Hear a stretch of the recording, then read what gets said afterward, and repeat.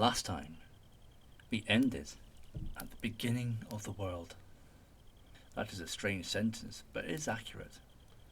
The world we described, Midgard, encircled by the great serpent, the sky held up by dwarves at the four corners, humans made from trees found on the beach. That world was brand new. The gods had just finished making it. The ink, so to speak, was not yet dry. But I want to go back, one step further tonight, before the world was made. Back to the moment just before the making. To the question of who Odin, Vili, and Ve actually were, and what it means that they were the ones who did this. Because making this world was also the first real act of governance.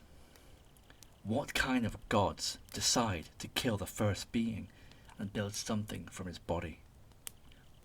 What does it mean that the three brothers who made the world were themselves made of two contradictory lineages, divine and giant, and that everything they built carries that contradiction in its foundations?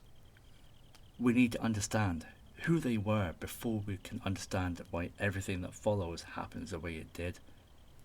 Odin's name, Othin in Old Norse, is connected to the word Othar, fury, inspiration, ecstasy, the specific altered state a person enters when they are operating beyond their ordinary capacity. The berserker in battle, the poet in the grip of composition, the seeress in a trance. This is not a metaphor.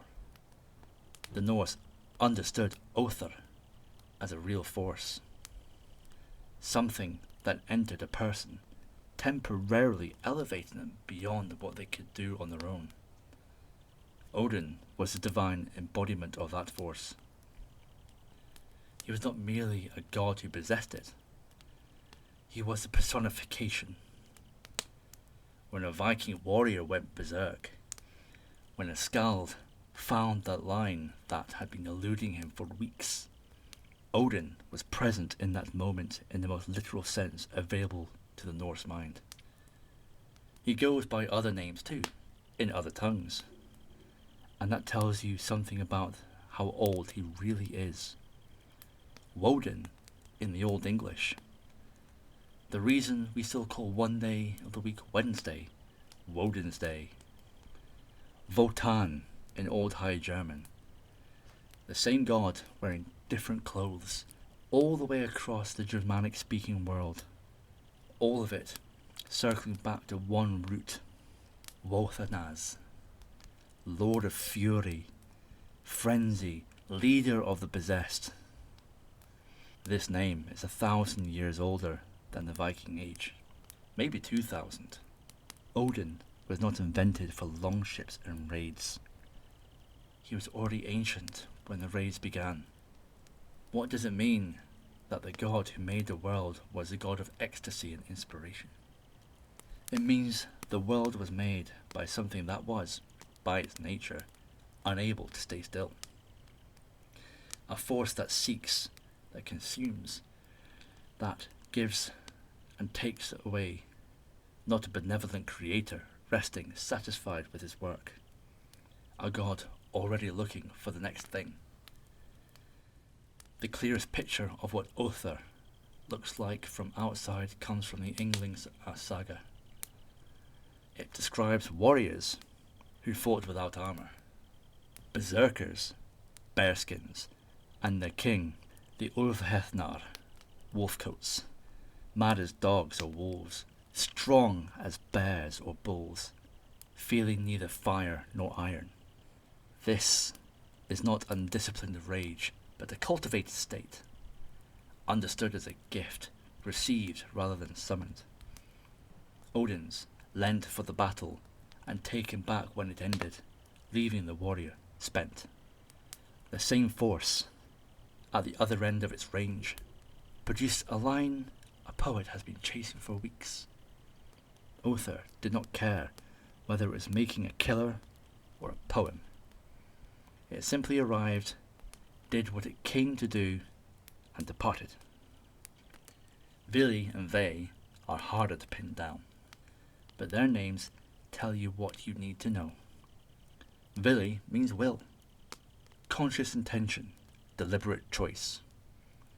Ve means sacred or holy, the quality that separates consecrated ground from ordinary ground. Put the three brothers together and you have something that feels like a philosophy, inspiration, will, and the sacred.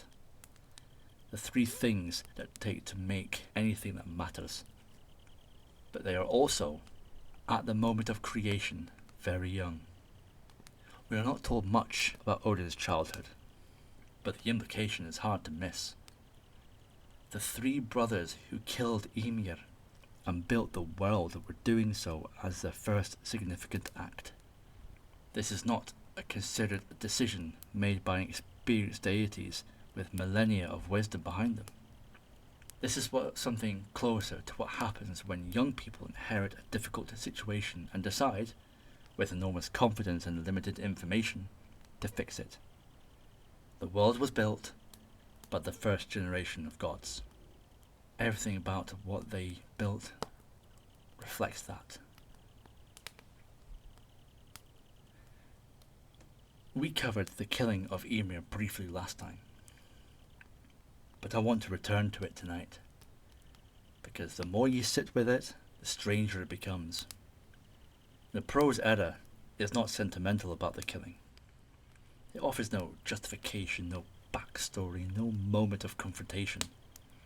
Odin, Vili, and they killed Ymir. That is all. The first being in Norse universe, the entity that existed since before the void was anything other than a void, was killed by three young gods, and the reason is never given. What is given is the consequence. When Ymir fell, so much blood poured from his wounds that it became a flood, not a river, not a lake, an inundation so vast, so sudden, that it drowned every frost giant alive. Every one of Ymir's sleeping body descendants, every being that had emerged from the warmth of the void's first living thing, except one. His name was Bergelmir. He is called the grandson of Ymir, specifically the son of Thrudgelmir, who was himself one of the beings born from Ymir's body. Bergelmir escaped the flood of his own ancestors' blood by climbing onto a Luther with his wife, and from there the frost giant race continued. Nobody has yet agreed on what a Luther actually means. A coffin? A cradle? A chest? Or a wooden housing of a millstone? A flower bin, essentially. The image it produces is deliberately ambiguous. Bergelmir, last of his kind, floating above the blood of his grandfather in something that could be a vessel for the living or a vessel for the dead. You may already be thinking of Noah. The comparison is not wrong. It is not quite right either. Bergelmir is not preserved by divine favour. He is not chosen. He simply survives by luck or instinct or the particular ruthlessness of a being who decides that the thing that matters is not justice but continuation. He finds a thing that floats and he holds on, and the race of giants continues from him. Vafthrud Mismnol, one of the oldest poems in the Poetic Edda, remembers Bergelmir as a marker of deep time. When the wise giant Vafthrudnir is asked what he knows of the oldest things, he speaks of a time before the earth was made, and of Bergelmir being laid in a Luther. It is one of the few moments in Norse mythology where a giant is remembered not for violence or conflict, but simply for having been there. for having survived something that should have been unsurvivable. The frost giants that menaced the gods throughout all of Norse mythology were Belgamir's children. Every conflict between the Aesir and the Jotnar is, at some level, a continuation of the original grievance. The gods killed the giant's ancestor and built the world from his body. The giants have been living in that world ever since. In Jotunheim, the realm that Bergelmir is said to have established on the far side of the ocean, and they have not forgotten how it was made. The Norse universe does not have villains. It has people with reasons.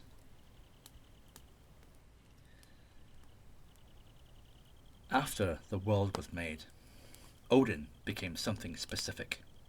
He has more names than any other being in this mythology, past 200 of them. But the most important is Alfathir, All-Father, Father of all, not just of the gods, but of everything that the gods rule over, including humans. The prose edda is explicit. Odin is the father of all the gods, and all the things alive have him to thank for their existence. That is a very large claim. It is also, once you follow the bloodline all the way through, a slightly awkward one. Odin is the grandson of Buri, the first of the Aesir line, who was licked from the ice by Audumbla. But Odin is also the son of Bestla, a giantess, the daughter of Borthorn, one of the frost giants.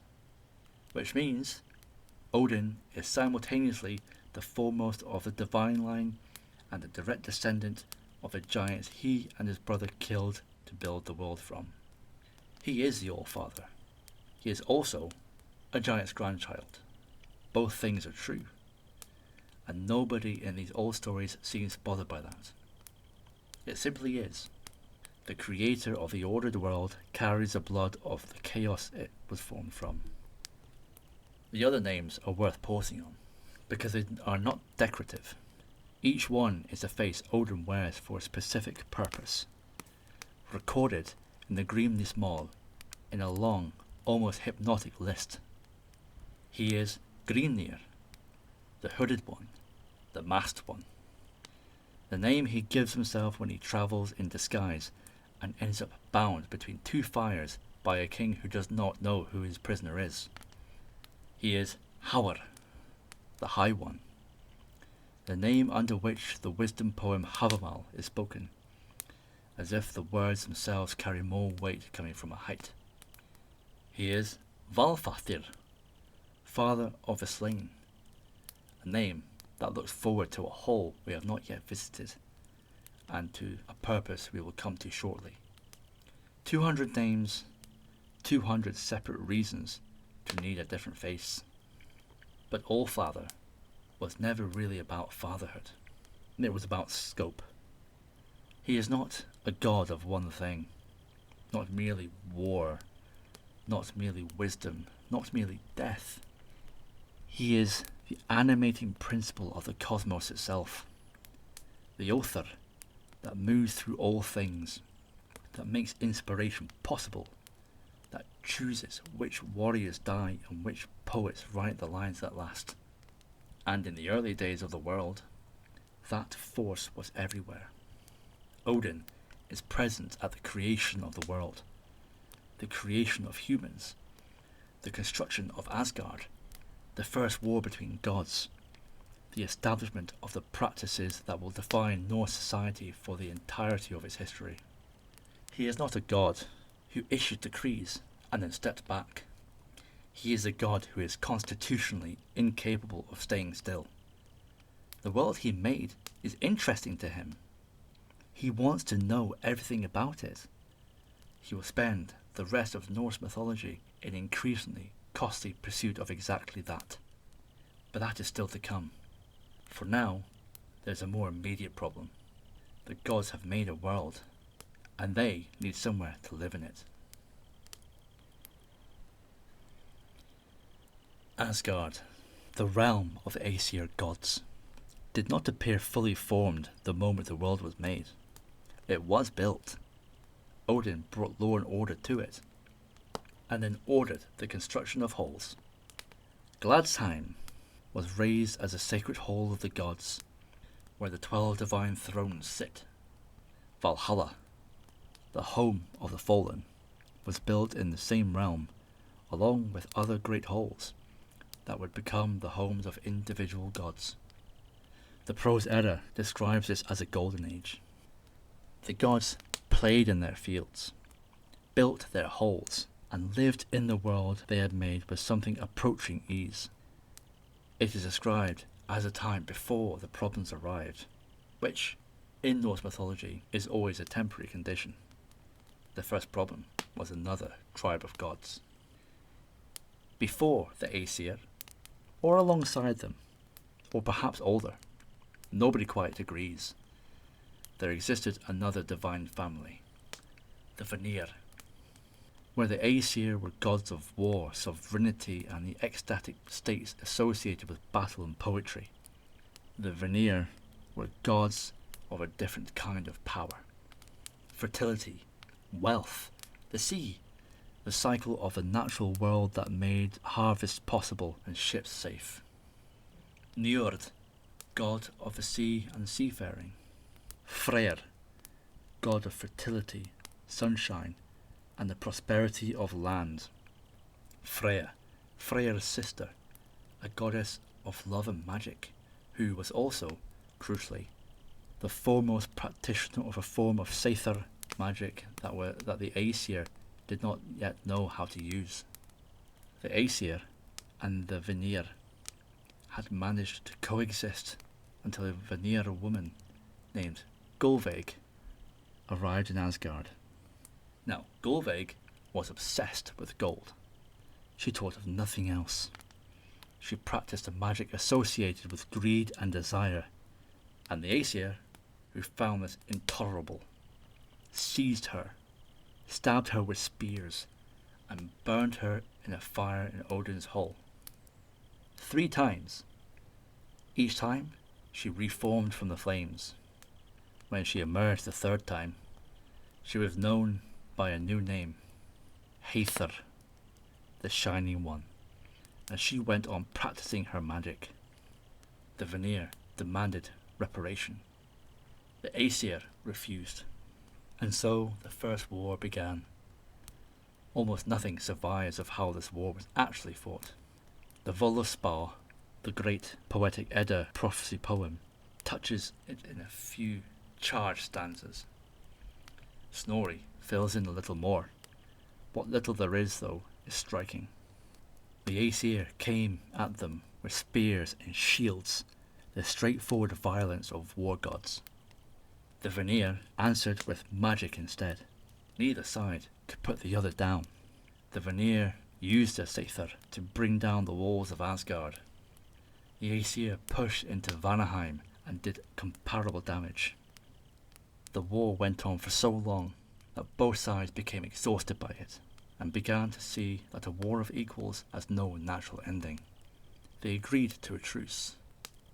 The truce was sealed in the old way, both sides spitting into a great vessel, and from that combined saliva a new being was formed. Kvasir, the wisest being ever to exist, made from the shared substance of 2 divine families at the moment they stopped trying to destroy each other. Kvasir would wander the worlds, dispensing wisdom to anyone who asked, until the day he was murdered by the dwarves who wanted his knowledge for themselves. But that is a story for another time. The truce required something else, an exchange of hostages. Both sides would send valuable members of their family to live among the other. This was the ancient Norse practice that guaranteed peace more reliably than any promise. If you are holding my family member, I have a reason to behave. The Vanir sent 3 of their greatest, Njord, Freyr, and Freya. The Aesir sent Hoynir, a god who appeared impressively wise in Odin's company, and Mimir, a being of extraordinary knowledge and counsel. The Vanir soon discovered the problem.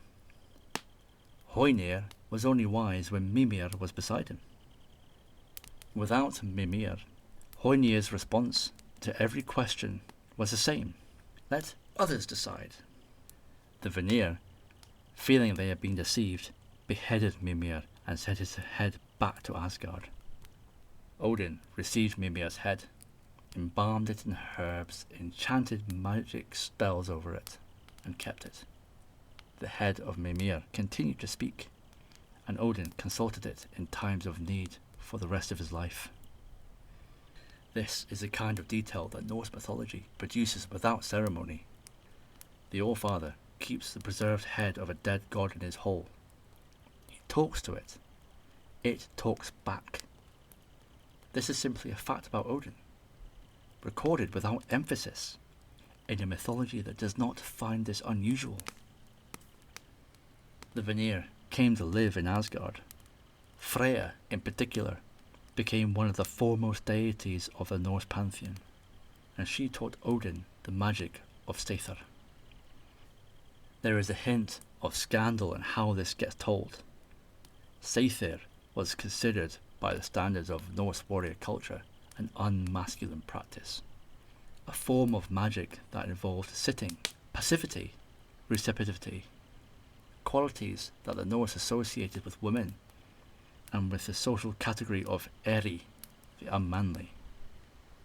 Odin learned it anyway. Of course he did.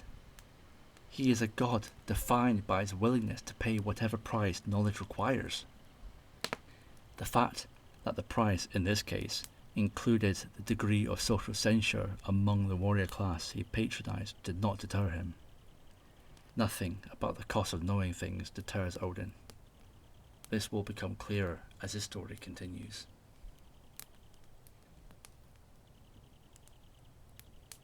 Asgard was built, the war with the Vanir was ended, and the two divine families had merged into something approaching a single pantheon. The world had taken on the shape it would hold for the rest of Norse mythology, and Odin, from his high seat in Valaskjalf, from which he could see into the nine worlds, turned his attention to a particular problem. He knew how the world ended. Unlike the gods of almost every other mythology, the Norse gods already know how they die. The Völuspá, the great prophecy poem, is not a mystery, not a riddle to be solved or a warning to be heeded. It is a description of what is coming, delivered in full to a god who will not survive it. Odin knows Ragnarok is coming. He knows the wolf Fenrir will swallow him. He knows the serpent Jormungandr will kill Thor. He knows Sur's fire will consume everything the gods built from Ymir's body. He cannot stop it. This is the fact at the centre of Norse mythology, the one around which everything else organises itself. The gods cannot stop the ending of the world. They can only decide how to face it. Valhalla was Odin's answer. The whole of Valhalla, Valhul in the Old Norse, the whole of the fallen, is not left to the imagination. The Grímnismál is oddly, almost obsessively precise about it. Its roof is made of shields. Its rafters are spears. Its walls are hung with the ringmail coats. Wolves guard its gates. An eagle flies overhead. It has 540 doors, through each of which 800 warriors could march abreast. These are not decorative details. These are specifications for a military installation. Valhalla was built to house an army. The finest warriors who ever lived, selected from the battlefields of Midgard by the Valkyries, the choosers of the slain, Odin's shield maidens, and brought to Asgard to spend eternity in preparation for a single battle. The name itself is a job description. Valkyra means, almost without ornament, she who chooses the slain. Every day, the Einherjar, the chosen dead, fought with each other in the practice yards, dying and rising, the wounds healed each evening in time for the feast. Every night they ate from an inexhaustible Cyrenir, cooked and returned to life each morning. Every night the Valkyries served them mead from the goat Heithrun, whose udders produced mead rather than milk, and which never ran dry. This is the Norse afterlife for warriors. Not rest, not peace, not reunion with the dead. Training. Perpetual preparation.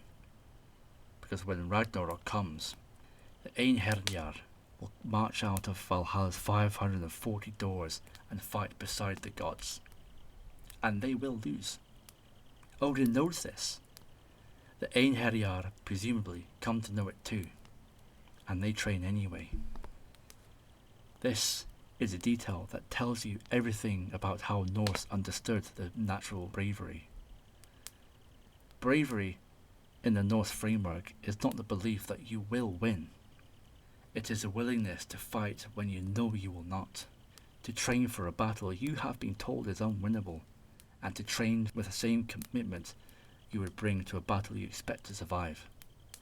The gods built Valhalla because they needed soldiers for a war that they had already lost, and they kept it full.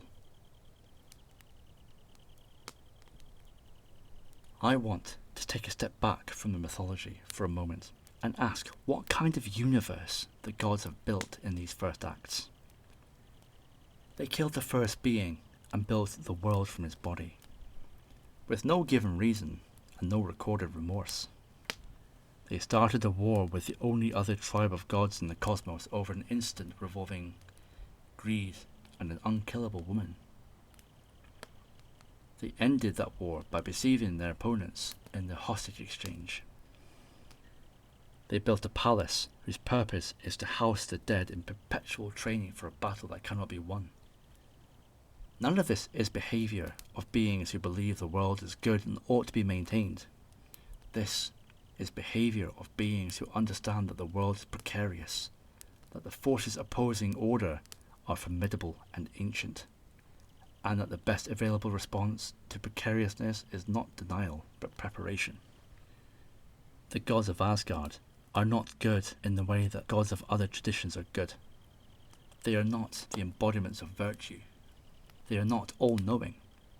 They are not invulnerable. They are beings with extraordinary power and very clear limitations. Beings who know that things are going badly and who have chosen, with open eyes, to fight for the world they made from the only materials they had available. Odin is not a comfortable god. He is the god of a people who looked at the world honestly and saw a place that required constant work to keep it habitable. A place where the ice came every winter and the sea took ships without warning, and the darkness returned each year as if testing whether it could stay. The acts he performed in the founding days of the Norse cosmos, the killing of Ymir, the building of Asgard, the collection of the dead, the consultation of a severed head, are the acts of a being who has decided that knowing things matters more than anything else, that preparation for the worst is the highest form of love for what exists. He will keep paying that price. We will watch him pay it, night by night, in increasingly extreme coin. Next time, we go inside the structure of what they built. The 9 worlds, the tree that holds them, the wells at its roots, and the creatures, from the eagle at the top to the dragon at the bottom, that have been there since before the gods finished the work. But tonight, we end here, with the gods in their halls, the Einherjar already training, the frost giants in Jotunheim still counting their grievances, Yggdrasil standing at the centre of everything, and Nidhogg at the root, already knowing.